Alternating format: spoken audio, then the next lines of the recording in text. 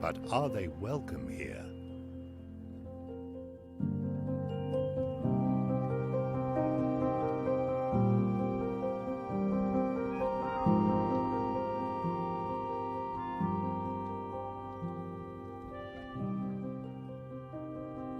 Naturally occurring on the continent, one of the biggest owls in the world was thought to be absent from the British Isles since the last Ice Age, over 10,000 years ago.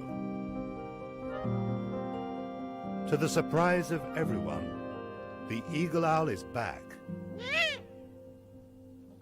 With a 2-meter wingspan and razor-sharp talons, these birds can take prey as big as a roe deer. However, it is these impressive attributes that make them highly controversial.